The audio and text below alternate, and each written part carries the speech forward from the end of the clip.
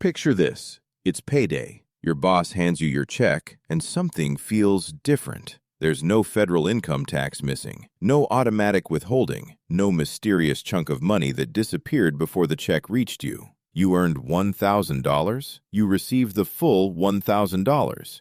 Sounds pretty good, right? Well, there's a catch.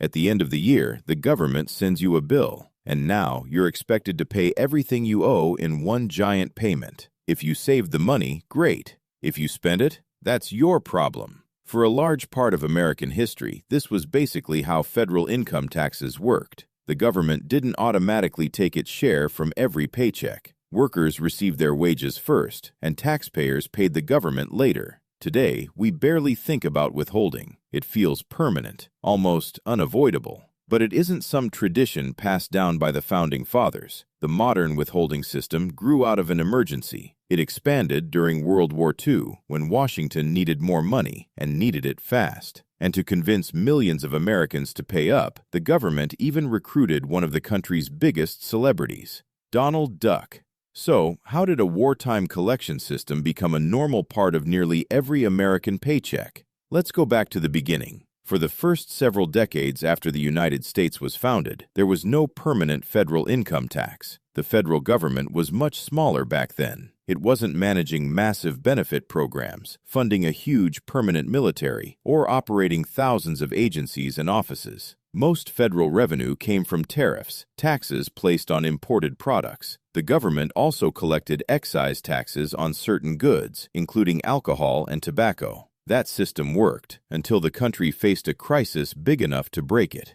In 1861, the Civil War began. Suddenly, the Union had to recruit soldiers, buy weapons, transport supplies, and finance a conflict stretching across the country. Wars are expensive, really expensive. Tariffs alone weren't going to cover the cost. So, in August 1861, President Abraham Lincoln signed a law creating America's first federal income tax. It initially targeted higher earners and was introduced as a way to help fund the war. The system was still very different from the one we know today. Your employer didn't regularly remove federal income tax from your paycheck. Taxpayers generally earned and controlled their money first. Later, they calculated what they owed and paid the government. But when the Civil War ended, public support for the tax faded. Rates were gradually reduced, and by 1872, the federal income tax was gone. For a while, America returned to its previous revenue system. Then, the economy changed. During the late 1800s, industrialists built enormous fortunes. Families connected to railroads, steel, oil, and banking became unbelievably wealthy. At the same time, many factory workers were earning low wages in difficult and often dangerous conditions. The gap between rich and poor became impossible to ignore. Reformers argued that tariffs placed too much pressure on ordinary consumers. They wanted a system that would collect more from people who had more money. Congress tried introducing another income tax in 1894, but 1 year later, the Supreme Court struck down an important part of it. The constitutional rules surrounding direct taxation made a national income tax extremely difficult to operate. If Congress wanted a stable federal income tax, it needed to change the Constitution. That finally happened in 1913. The 16th Amendment gave Congress clear authority to tax income without dividing the total tax burden among the states according to population.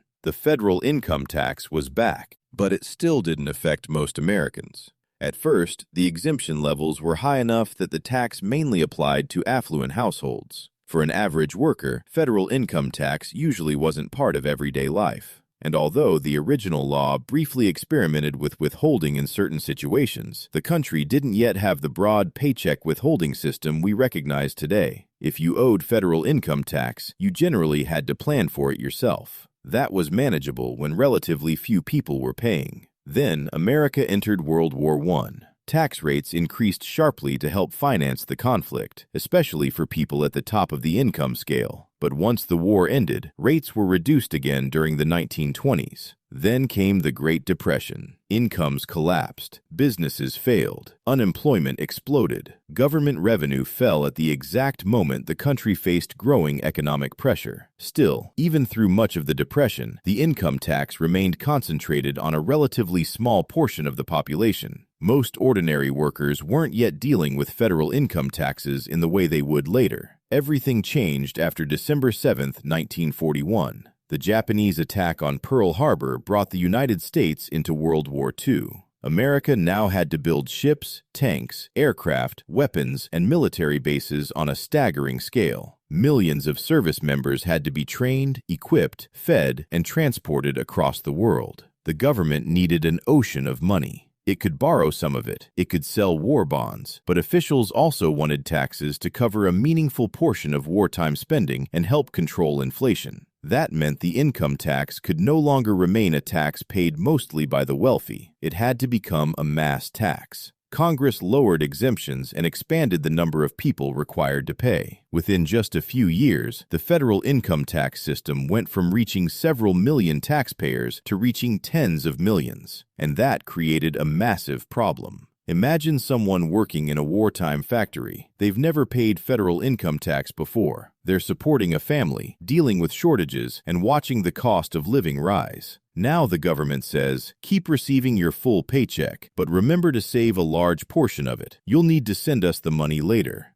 Be honest. How many people would carefully save every dollar they owed? Some would. A lot wouldn't. Not because they were criminals, not because they were unpatriotic, but because people have rent, groceries, medical bills, and unexpected expenses. Money sitting in a bank account has a way of getting spent. Treasury officials could see the disaster coming. Millions of Americans might reach tax season without enough money to pay their bills. The government tried to turn tax compliance into a patriotic duty, and this is where Donald Duck enters the story. At the government's request, Walt Disney's studio produced animated films encouraging Americans to pay their taxes. Donald was shown wrestling with the temptation to spend his money, while patriotic messages urged him to save it for the war effort. The basic message was impossible to miss. Paying taxes helped defeat the Axis powers. It was clever propaganda, it was memorable, and it connected taxes directly to soldiers fighting overseas. But a cartoon couldn't fix the real problem. The collection system itself was broken. Then, a businessman named Beardsley Rummel proposed a solution. Rummel served as treasurer of Macy's and had also held a major position at the Federal Reserve Bank of New York. Unlike many government officials focused only on accounting, he understood the psychological side of payment. Paying one huge bill hurts. It's visible, it's stressful, and it requires months of discipline. But take a smaller amount from each paycheck? That feels different. The taxpayer never has to sit down and surrender one giant pile of money. The payment happens gradually and largely out of sight. Rummel promoted a pay-as-you-go approach. Instead of waiting until the following year, employers would remove part of each worker's estimated tax obligation from every paycheck. The employer would then send that money to the federal government. Simple, except there was another problem. Under the old arrangement, Americans were paying taxes based on income earned during the previous year. If the government immediately switched to current year collection, workers could be stuck paying last year's tax while also having this year's tax removed from their paychecks. They'd effectively face two obligations at once. That wasn't going to work. Rummel proposed an aggressive solution: forgive most or all of one year's tax liability so the country could reset the calendar and move directly into the new system. Critics hated the idea. They argued that forgiveness would give the largest benefit to wealthy taxpayers with the biggest tax bills. Supporters responded that without some kind of reset, the transition would place an impossible burden on millions of families. After intense political debate, Congress approved a compromise in 1943. The new law moved the country toward current tax payments and established broad wage withholding. Employers became a central part of federal tax collection. From then on, the government didn't have to wait and hope taxpayers saved enough. It got paid throughout the year. The system was incredibly effective. It made collection more reliable. It reduced the shock of a giant annual payment, and it allowed the federal government to collect income taxes from a far larger population. World War II eventually ended.